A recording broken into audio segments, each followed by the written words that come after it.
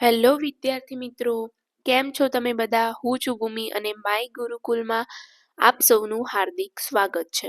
વિદ્યાર્થી મિત્રો, ધોરણ 12ના પ્રથમ ચેપ્ટર એટલે કે દ્રાવણોનો આપણે ગઈકાલે અભ્યાસ કર્યો હતો, બરાબર?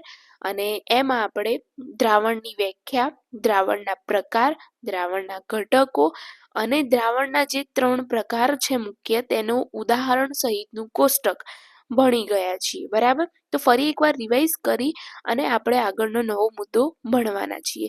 તો શરૂઆત કરીએ. પહેલા તો આપણે ગઈકાલે શું ભણી ગયા એ જોઈ લઈએ. તો પહેલા તો દ્રાવણની વ્યાખ્યા જોઈ હતી, બરાબર? એના પછી દ્રાવણના મુખ્ય ઘટકો એટલે કે દ્રાવ્ય અને દ્રાવક વિશે અભ્યાસ કર્યો. એના પછી દ્રાવણના પ્રકારો, બરાબર? દ્રાવણના પ્રકારોનો ઉદાહરણ સહિતનો મોસ્ટ આઈએમપી કોષ્ટક આઈ હોપ તમે લોકોએ તૈયાર કરી લીધો હશે, બરાબર? તો હવે આપણે આગળ જોઈએ. તો નેક્સ્ટ મુદ્દો આવે છે સાંદ્રતા. સાંદ્રતાને ઇંગ્લિશમાં કહેવાશે કોન્સન્ટ્રેશન. થોડા ઇંગ્લિશ વર્ડ પણ તૈયાર કરતા રહેવાનું. તો સાંદ્રતાની વ્યાખ્યા જોઈએ. એકમ કદના દ્રાવણમાં અથવા એકમ વજનના દ્રાવકમાં ઓગાળેલા દ્રાવ્યના જથ્થાને દ્રાવણની સાંદ્રતા કહે છે. ખબર ન પડી ને? ચલો કોઈ વાંધો નહીં, હું છું ને સમજાવી દઈશ. જો અહીંયાથી શરૂઆત કરો. એકમ વજન, બરાબર, ના દ્રાવકમાં શું કહે છે કે ધારો કે હું તમને એક ઉદાહરણ આપું કે મેં એક ગ્લાસ લીધો અને ગ્લાસની અંદર અડધાથી ઉપર મેં શું ભરી દીધું? પાણી ભર્યું, બરાબર? પાણી ભરાઈ ગયું. આપણે થોડું ડ્રો કરીને પાણી ભરી દઈએ. ઓકે, હવે આ પાણીની અંદર હું શું કરું છું? થોડુંક મીઠું એડ કરું છું. શું એડ કરીશ? મીઠું. મીઠાનું રાસાયણિક સૂત્ર શું આવે? તો બધા જ કહેશે NaCl. શું આવશે? NaCl. ઓકે, બરાબર. હવે તો આ જે મીઠું છે, ધારો કે 2 ગ્લાસ લીધા, એની અંદર મેં પહેલા ગ્લાસની અંદર 1 ચમચી મીઠું નાખ્યું અને બીજા ગ્લાસની અંદર 10 ચમચી મીઠું નાખી દીધું, બરાબર? તો આપણને એટલો તો ખ્યાલ આવે ને કે પ્રથમ જે ગ્લાસ હતો એમાંથી આપણે ચાખીશું પાણી તો થોડું ઓછું ખારું લાગશે, બરાબર? જ્યારે જે બીજું ગ્લાસ છે જેની અંદર મેં 10 ચમચી મીઠું નાખેલું છે તે પાણી કેવું લાગશે? ખારું લાગશે, બરાબર? એનો મતલબ કે એકમ વજનના દ્રાવકમાં, બરાબર, એટલે કે પાણીની અંદર ઓગાળેલા દ્રાવ્યના જથ્થાને, એટલે કે આપણે શું ઓગાળ્યું અહીંયા? NaCl, બરાબર? તો જેટલા પ્રમાણમાં તમે NaCl ઓગાળો છો અને જે દ્રાવણ બને છે એ દ્રાવણને તેની શું કહેવાશે? સાંદ્રતા. ફરી એકવાર, દ્રાવક છે, દ્રાવકની અંદર આપણે શું એડ કરવાના? દ્રાવ્ય એડ કરવાના, બરાબર? હવે આ દ્રાવ્ય તમે કેટલા જથ્થામાં લો છો એના આધારે આપણે શું નક્કી કરી શકીએ? તો જે તે દ્રાવણની સાંદ્રતા, બરાબર? પ્રથમ ગ્લાસ હતું એ ઓછું ખારું હતું અને બીજું છે વધારે ખારું હતું. તો ઓછા અને વધારાનો ફરક કેમ આવ્યો? કારણ કે આપણે અહીંયા મીઠું વધારે નાખ્યું તો વધારે ખારું લાગ્યું, ઓછું નાખ્યું તો ઓછું ખારું લાગ્યું. એટલે કે તમે દ્રાવ્યનો કેટલો જથ્થો એડ કરો છો એના આધારે દ્રાવણની સાંદ્રતા નક્કી થશે, બરાબર? હવે દ્રાવણની સાંદ્રતા દર્શાવતી પદ્ધતિઓ જોઈ લઈએ, બરાબર? તો દ્રાવણની જે સાંદ્રતા છે, દ્રાવણની સાંદ્રતા ટોટલ 7 પ્રકારે નક્કી થશે. આપણે થોડું ઇરેઝ કરી લઈએ. દ્રાવણની સાંદ્રતા કેટલા પ્રકારે નક્કી થશે? 7 પ્રકારે. હવે 7 પ્રકાર કયા કયા? પહેલો પ્રકાર છે નોર્માલિટી. નોર્માલિટીનું બીજું નામ છે સપ્રમાણતા. કયું નામ છે બીજું નામ? સપ્રમાણતા. ઓકે, અને એની સંજ્ઞા છે કેપિટલ N. આ સંજ્ઞાઓ પણ ખાસ યાદ રાખવાની. બીજું છે મોલારિટી. ત્રીજું છે મોલાલિટી. જો હવે મોલાલિટી અને મોલારિટીમાં ખાલી એક જ અક્ષરનો ફેર છે. એક ર છે અને એક લ છે, બરાબર? એમની સંજ્ઞા પણ જોઈ લો. ર તો કેપિટલ M અને લ તો સ્મોલ m, બરાબર? એના પછી આવે છે ફોર્માલિટી. ફોર્માલિટી. પાંચમું છે મોલ અંશ x. છઠ્ઠો તો પાર્ટ્સ પર મિલિયન ppm અને સાતમું છે વજન અંશ, બરાબર?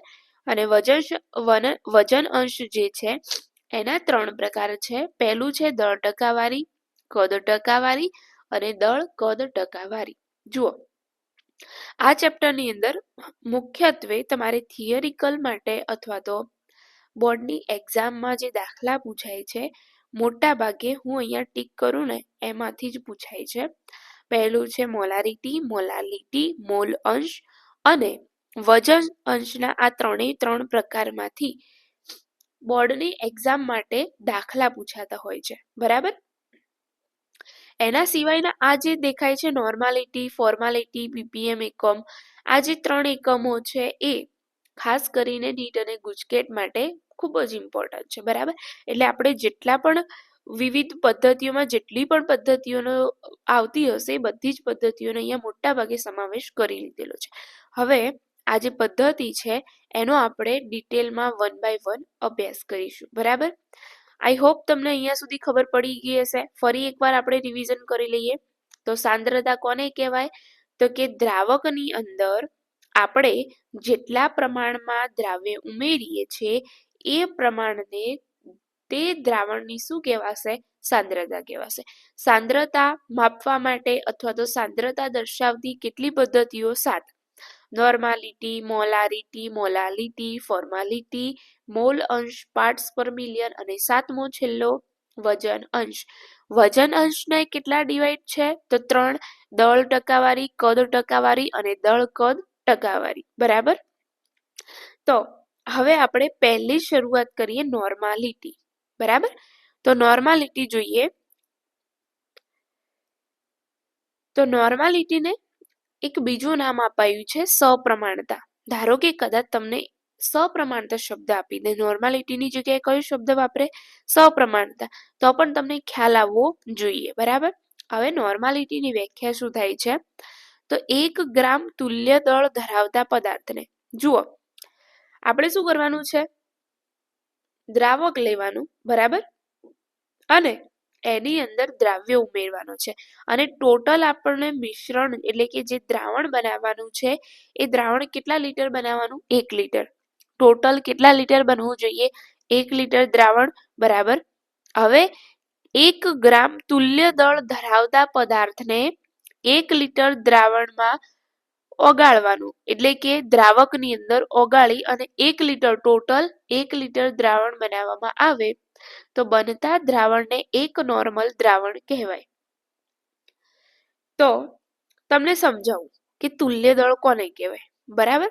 તુલ્ય દળ જોવા માટે આપણે પહેલા નેક્સ્ટ સ્લાઇડ ઉપર જોઈ લઈએ એકવાર કે તુલ્ય દળની ગણતરી કઈ રીતે થાય છે.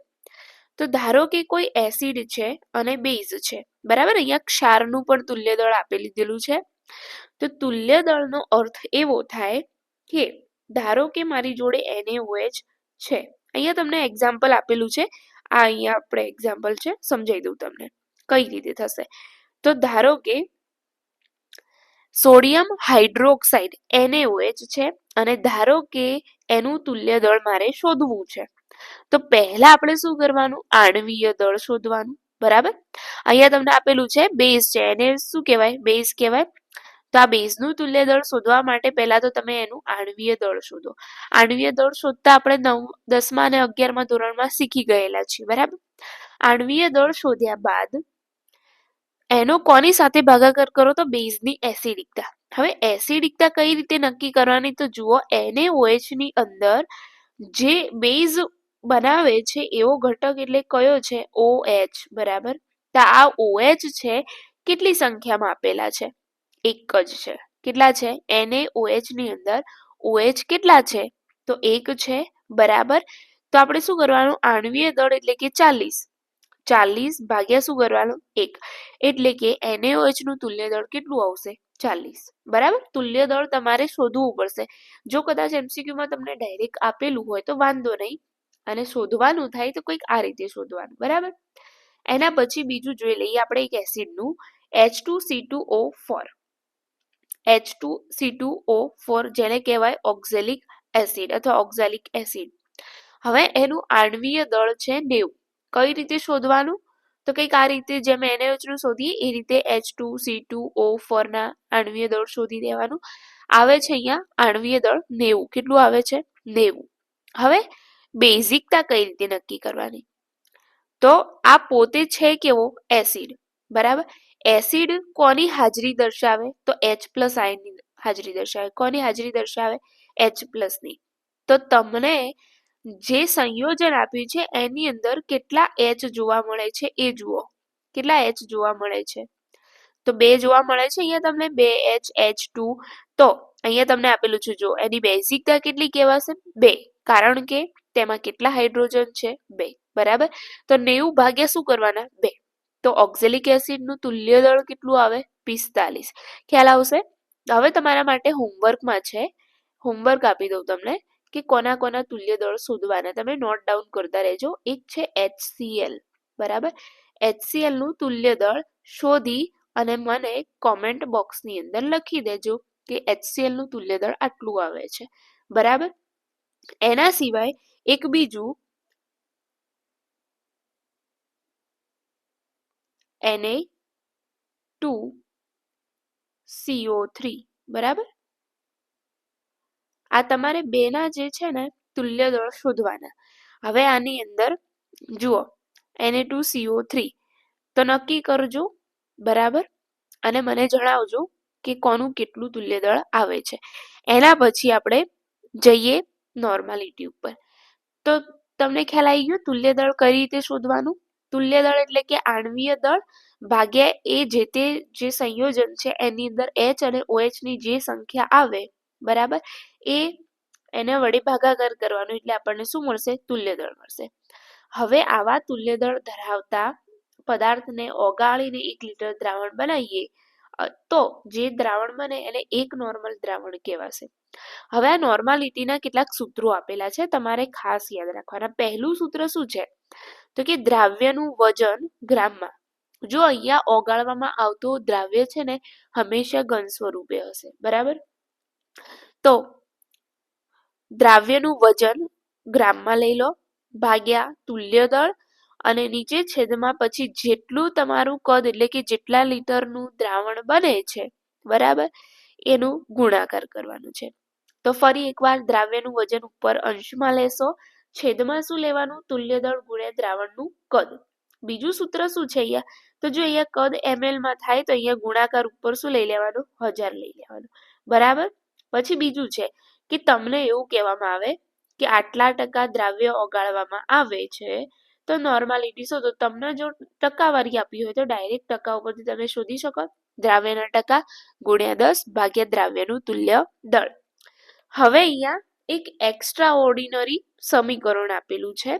2 અથવા 2 થી વધુ મિશ્ર દ્રાવણોની નોર્માલિટી એટલે કે જો એક જ દ્રાવણ હોય, દ્રાવણની વાત છે, અહીંયા શબ્દ સમજો, દ્રાવક કે દ્રાવ્ય નહીં, દ્રાવણ. દ્રાવણ કેવા હોય? એક અથવા તો વધુ, તો સોરી એક નહીં, 2 અથવા તો 2 થી વધારે હોય. એટલે એક હશે ત્યાં સુધી તમારે આ સૂત્રો કામમાં આવશે. બરાબર. એક જ દ્રાવણની વાત કરવામાં આવે તો તમારે ઉપરના 3 સૂત્રો વાપરવાના. પરંતુ જ્યારે એમ કહેવામાં આવે કે આટલું કદ અને આટલા મોલર વાળું દ્રાવણ, બીજું આટલું મોલ અને આટલા કદનું દ્રાવણ બંનેને મિક્સ કરી ત્રીજું દ્રાવણ બનાવવામાં આવે છે તો એની નોર્માલિટી કેટલી હશે? તો તમારે શું કરવાનું? N1V1 ગુણ્યા N2V2 લઈ લેવાના અને ભાગ્યા V1 V2 લઈ લેવાના. ખ્યાલ આવી ગયો? બરાબર. એક્ઝામ્પલ થી સમજશો એટલે બહુ જલ્દી ખ્યાલ આવશે. હવે આગળ જુઓ, આ એક એક્ઝામ્પલ નોર્માલિટી શોધવાના છે. તમને અહીંયા 2 એક્ઝામ્પલ થી સમજાવેલો છે. પહેલો છે કે 500 ml દ્રાવણની અંદર જોજો કદ આપ્યું છે. શું આપ્યું છે? 500 ml કદ આપ્યું છે. 4.9 ગ્રામ H2SO4 ઓગાળેલો છે. H2SO4 નું વજન કેટલું છે? 4.9 ગ્રામ. તો દ્રાવણની નોર્માલિટી કેટલી હશે? તો પહેલું જ તમારે શું કરવું પડે? જ્યારે નોર્માલિટી શબ્દ આવે ત્યારે તુલ્ય ભાર શોધવો પડે અથવા તો તુલ્ય દળ શોધવું પડે. અને તુલ્ય દળ એટલે શું થાય? તો કે આણ્વીય દળ ભાગ્યા એનો શું આવશે? એસિડિકતા અથવા તો બેઝિકતાનું માપ. હવે H2SO4 એ એસિડ છે. બરાબર. સલ્ફ્યુરિક એસિડ કહેવાય. તો એની અંદર કોની સંખ્યા જોવાની તમારે h ની સંખ્યા કેટલી છે 2 તો તમારે ભાગ્યા કેટલા કરવા પડે 2 બરાબર અને H2SO4 નું આણ્વીય દળ તો આપણને શોધતા આવડે જ છે બરાબર તો H2SO4 નું આણ્વીય દળ 98 ભાગ્યા 2 કરો એટલે કેટલું આવશે 49 હવે ચલો આપણને તુલ્યભાર મળી ગયો વજન આપેલું છે અને કદ તમને 500 ml આપ્યું છે તો જો 500 ml કદ આપેલું હોય કદ તમને ml માં આપ્યું હોય તો કયા સૂત્રનો ઉપયોગ કરશો દ્રાવ્યનું વજન ગુણ્યા 1000 ભાગ્યા દ્રાવ્યનું તુલ્ય દળ ગુણ્યા દ્રાવણનું કદ ઓકે ચલો સરસ વેરી ગુડ તો અહીંયા જુઓ શું આવે છે દ્રાવ્યનું વજન ગુણ્યા 1000 બરાબર ભાગ્યા દ્રાવ્યનો તુલ્ય ભાર ગુણ્યા દ્રાવણનું કદ ઓકે તે સૂત્રની અંદર કિંમતો મૂકો અને કિંમતો મૂક્યા પછી જો અહીંયા તમને સમજાવી દઉં 49 ભાગ્યા આગળની ગણતરી જાતે કરવાની છે 49 ભાગ્યા 245 આપેલા છે બરાબર તમારી જોડે કેલ્ક્યુલેટર હોય તો તમે ગણી શકો છો અથવા તો જુઓ સીત્યુ 49 એટલે અહીંયા આવશે આપણે 7 મૌખિક ગણતરી પણ કરી શકીએ ઈઝી દાખલો છે અહીંયા જુઓ 7 તરીના 21 અને 7 પંચું 35 ફરીથી 7 પંચા 35 એટલે શું જવાબ આવશે 1/,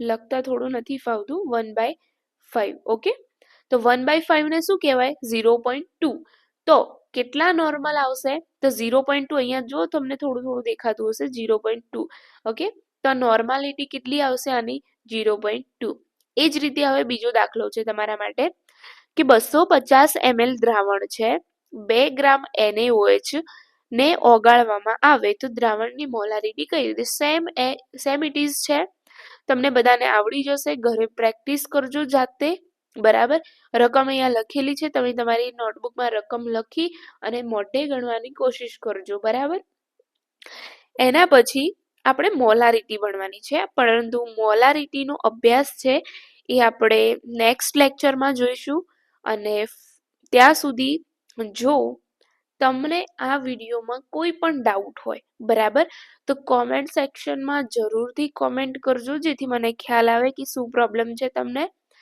બીજું કે ફરીથી ખબર ના પડે તો વિડીયો રિવાઇઝ કરી અને ફરીથી એને સમજવાનો કોશિશ કરો કોશિશ કરને વાलों की कभी हार नहीं होती મિત્ર અને તમે બધા બહુ જ હોશિયાર છો બહુ જ ડાયા છો તો શાંતિથી અભ્યાસ કરો વારંવાર એ ટોપિકનું રિવિઝન કરો જેથી તમને સારી એવી સમજણ પડી જશે બરાબર અને ફરીથી પાર્ટ 3 માટે જોડાયેલા રહેજો ચેનલને સબસ્ક્રાઇબ કરજો વિડીયો ગમે તો લાઈક અને 2-3 મિત્રોને શેર પણ કરજો બરાબર ત્યાં સુધી જય હિન્દ જય ભારત ધન્યવાદ